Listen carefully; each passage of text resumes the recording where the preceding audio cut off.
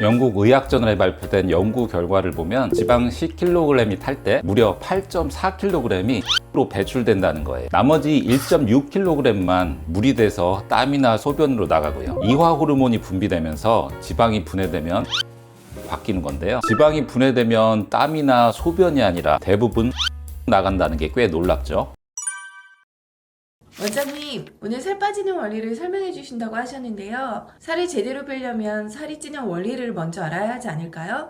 그렇죠. 찌는 원리를 알아야 빠지는 것도 이해하기 쉽겠죠. 우리 몸이 찌는 경로는 크게 두 가지가 있는데요. 첫 번째로 우리가 섭취한 지방이 곧바로 지방으로 저장되는 경우예요. 우리가 삼겹살이나 치킨처럼 기름진 음식을 먹었다고 가정해 볼게요. 음식 속에 들어있는 지방이 입에서 잘게 부서지고 위와 소장을 거치면서 지방산이라는 아주 미세한 분자로 분해되죠. 이게 바로 소화 과정인데요. 그 다음 단계로 소장에서 흡수가 일어나요. 소장에는 융털이라는 아주 작은 구멍들이 촘촘하게 나 있는데요. 잘게 쪼개진 지방산이 이 구멍을 통해서 혈관으로 들어갑니다. 이때 우리 몸은 혈액에 기름이 동동 떠다니는 걸 싫어하기 때문에 최대한 빨리 어딘가에 이걸 넣으려고 하죠. 온몸을 순환하다가 에너지가 남아 도는 경우에 지방세포라는 창고에 고스란히 저장됩니다. 두 번째는 탄수화물이 지방으로 바뀌는 경우인데요. 우리가 밥, 빵, 면, 설탕 같은 탄수화물을 섭취하면 몸속에서 포도당으로 분해돼서 혈액으로 흡수가 되죠. 이렇게 혈당이 확 올라가면 췌장에서는 인슐린이라는 호르몬이 나오는데요. 인슐린은 원래 혈액 속에 떠다니는 포도당을 세포 안으로 전달해줘서 에너지로 쓰게 만들어주는 역할을 하죠. 문제는 쓰고 남은 잉여 포도당이에요. 우리 몸은 남은 포도당을 일단 글리코겐이라는 형태로 바꿔서 간하고 근육에 임시로 저장을 해요. 그런데 이 글리코겐 저장소 용량이 그렇게 크지는 않아요. 칼로리로 따지면 근육량에 따라서 성인 남자 기준으로 1500kcal에서 2000kcal 남짓 그 정도 될 거예요. 이 저장소가 꽉 찼는데 계속 탄수화물이 들어오면 어떻게 될까요? 갈 곳이 없어진 포도당이 간에서 화학적으로 지방으로 바뀐 뒤에 지방 세포로 저장되는 거죠. 이걸 전문 용어로 드노보 리포제네시스라고 신생 지방 합성이라고 합니다. 결론적으로 기름진 음식을 전혀 먹지 않더라도 탄수화물을 과도하게 섭취하면 인슐린이 남은 포도당을 지방으로 바꾸고 이걸 지방세포 안으로 밀어넣는 역할을 하는 LPL 효소를 인슐린이 활성화시켜서 살이 찌게 되는 거죠. 그럼 탄수화물하고 지방이 동시에 들어오면 어떻게 되는 거예요? 여기서 중요한 개념이 등장하는데요. 산화 우선순위라는 게 있어요. 산화라는 게 영양소를 태워서 에너지로 뽑아 쓰는 걸 말하는데요. 우리가 먹는 것들 중에 에너지로 태워 쓰는 순서를 보면 1순위는 술 알코올이고요. 2순위는 탄수화물, 3순위가 단백질이고 마지막이 지방이에요. 알코올은 독소로 인식하기 때문에 무조건 날려버리는 거고요. 우리가 식사할 때 밥과 기름기 많은 고기를 같이 먹었다고 해볼게요. 몸은 탄수화물이 들어왔을 때 혈당이 올라가는 신호를 보고 인슐린을 나오게 해요. 이것부터 쓰자 하면서 탄수화물에서 만든 포도당을 열심히 세포 안으로 배달시켜요. 그렇게 되면 세포 안에서 미토콘드리아가 에너지를 태워서 씁니다. 그럼 같이 먹었던 고기 속의 지방은요, 탄수화물에 밀려서 태워질 순서를 뺏기게 되는 거예요. 태워서 에너지로 쓰여지지 못한 지방은 그대로 뱃살 창고로 저장될 확률이 높아지는 거죠. 결국 탄수화물을 많이 먹을수록 인슐린이 많이 나오고 먹은 지방이 체지방으로 쌓이는 속도는 엄청나게 빨라지는 거예요. 앞서 설명드린 탄수화물이 지방으로 바뀌는 신생지방 합성 과정은 사실 그렇게 활발하게 일어나지는 않아요. 왜냐하면 탄수화물을 지방으로 바꿔서 저장하는 데는 에너지가 많이 필요한데요. 지방을 지방으로 저장하는 게 훨씬 쉽거든요. 병원에서 건강검진을 받으면 나오는 콜레스테롤, HDL, LDL, TG 이런 게 다 지방이에요? 우리가 다이어트를 통해서 태워 없애려는 체지방의 진짜 이름은 중성지방이고요. 영어로는 트리글리세라이드, 약자로 TG입니다. 이건 지방 세포 안에 저장되어 에너지를 비축하는 역할을 하는데요. 지방이 기름기잖아요. 우리가 미용상 불필요한 걸로 생각하지만 지방은 사실 우리 몸의 연료예요. 주유소 기름처럼. 그리고 나쁜 줄만 알고 계신 콜레스테롤은 우리 몸의 세포막을 만들고 호르몬의 원료가 되기 때문에 우리 몸에 꼭 있어야 되는 필수 구성 물질이에요. 남은 HDL하고 LDL이 있죠. 많은 분들이 HDL은 좋은 콜레스테롤, LDL은 나쁜 콜레스테롤이라고 부르는데요. 사실 이것들이 콜레스테롤 기름 자체는 아니에요. 지방은 물에 녹지 않기 때문에 혈액이라는 물기를 타라 이동하려면 단백질로 된 운반체가 필요하거든요. HDL과 LDL은 바로 지방을 싣고 다니는 트럭 같은 지단백질이에요.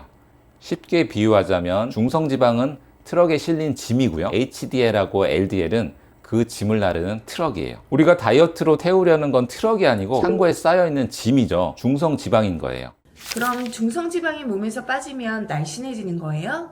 어떻게 그렇게 되는 거죠? 이게 체지방 모형인데요. 무게가 얼마나 될까요? 이게 1kg인데요. 부피가 생각보다 크죠. 현미경으로 중성지방안을 들여다보면 글리세롤 하나에 지방산 3개가 붙어있는 형태인데요. 지방을 분해한다는 건 화학적으로 이 3개의 고리를 끊어내서 글리세롤하고 지방산을 서로 떼어내는 과정을 말해요. 이 분리 작업을 하기 위해서는 호르몬과 효소가 필요한데요.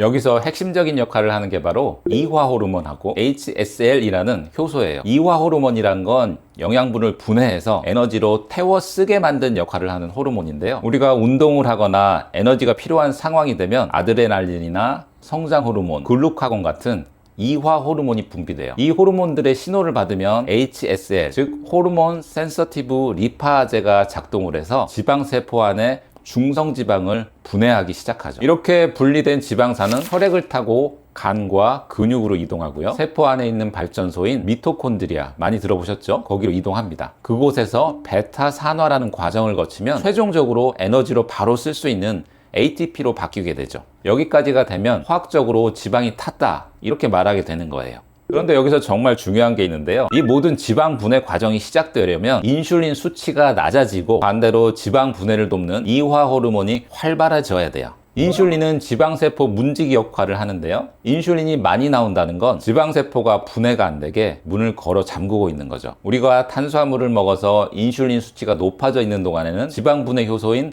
HLS가 억제되기 때문에 운동을 해도 지방세포 문이 잘 열리지가 않아요. 반대로 공복 상태가 유지돼서 인슐린이 낮아지면 그때서야 지방세포 문이 열리고 글루카곤이 나오면서 지방분해 스위치가 켜집니다. 인슐린과 글루카곤은 시소처럼 움직이게 되는데요. 인슐린이 올라가면 글루카곤은 내려가고 인슐린이 내려가면 글루카곤이 올라옵니다. 우리가 끊임없이 탄수화물을 섭취해서 인슐린 수치를 높게 유지하게 되면 지방 저장 모드가 되는 거니까요. 땀 흘려서 운동을 해도 지방 분해 효율이 떨어질 수밖에 없는 거죠. 그래서 다이어트의 핵심은 인슐린 분비를 가장 강력하게 자극하는 탄수화물 섭취를 조절해서 우리 몸이 지방을 태울 수 있는 시간, 즉 글루카곤이 활동할 수 있는 시간을 만들어주는 데 있는 거예요. 그리고 이화 호르몬 중에 성장 호르몬이 있었죠. 이게 언제 잘 나와요? 이 호르몬도 혈당이 낮고 인슐린 수치가 낮을 때 나오는데요. 가장 많이 나올 때는 깊은 수면일 때예요. 아이들 잠 잘 자야 키 크는 것처럼 어른들은 잠 잘 자야 살이 잘 빠지는 이유 아시겠죠? 지방이 이렇게 빠지면 어디로 사라지는 거예요? 땀이나 소변으로 나가나요? 지방이 타고 나면 땀이나 소변으로 배출될 거라고 생각하기 쉬운데요. 2014년 영국 의학저널에 발표된 연구 결과를 보면 지방 10kg이 연소될 때 무려 8.4kg이 이산화탄소로 변해서 숨 쉴 때 호흡으로 배출돼요. 나머지 1.6kg만 물이 돼서 땀이나 소변으로 나가죠. 우리가 뺀 살의 대부분이 날숨을 통해서 공기 중으로 사라지는 거예요. 이 말 들으시면 그럼 가만히 누워서 숨만 크게 쉬면 살이 빠지겠네요? 이렇게 물으실 수도 있는데요. 아쉽게도 그건 불가능합니다. 호흡은 결과물이죠. 식이 조절과 운동을 통해서 몸에서 에너지를 많이 쓰고 이화 호르몬이 분비되어야 지방이 분해돼서 이산화탄소로 바뀌는 거예요. 어쨌든 지방이 분해되면 대부분 호흡으로 나간다는 게 꽤 놀랍죠. 그럼 운동할 때 땀복 입고 땀 뻘뻘 흘리는 게 소용없는 거였네요. 지방 분해와 관련해서 큰 오해 중에 하나가 땀을 많이 흘려야 살이 빠진다는 건데요. 땀을 뻘뻘 흘리면서 운동하면 지방이 녹아내리는 듯한 기분은 들지만 사실 땀은 체온 조절을 위해서 수분을 배출하는 현상이지 지방을 태우는 거랑은 상관이 없어요. 지방을 태우는 과정에는 많은 양의 산소와 물이 필요한데요. 억지로 땀복을 입고 수분을 너무 빼면 탈수 증상이 오니까 오히려 지방 대사 과정을 방해할 수 있어요. 그러니까 운동할 때는 통기성이 좋은 편안한 옷을 입고 충분한 물을 마시는 게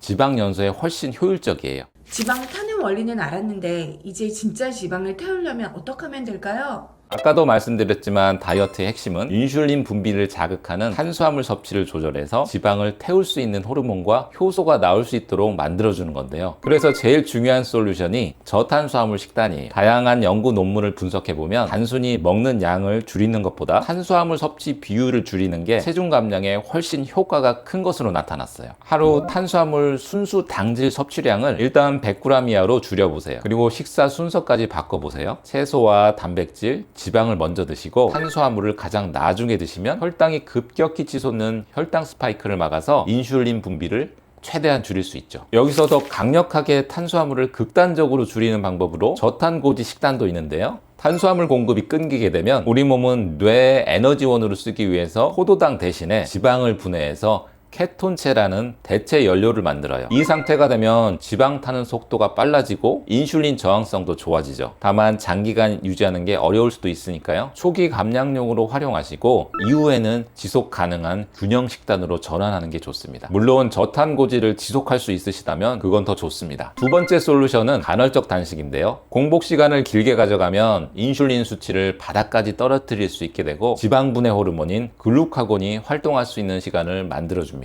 단식은 또 오토파지라고 불리는 자가 포식 작용을 유도하는데요.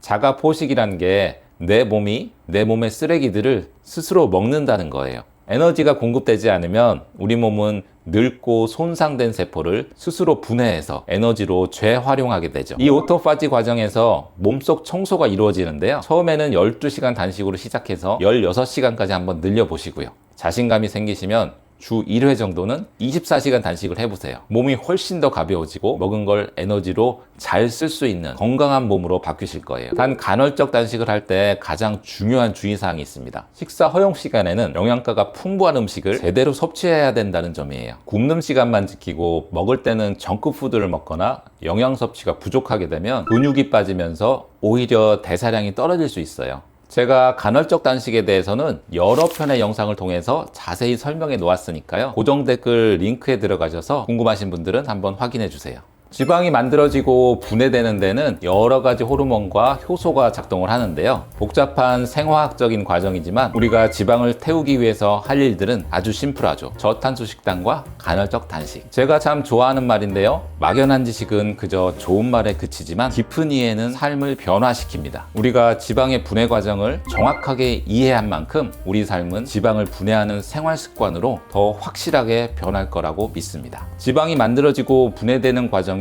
궁금하신 점 있으시면 댓글로 문의해 주시면 시간 내어 답변 드리겠습니다. 오늘도 변화의 주인공은 바로 여러분입니다.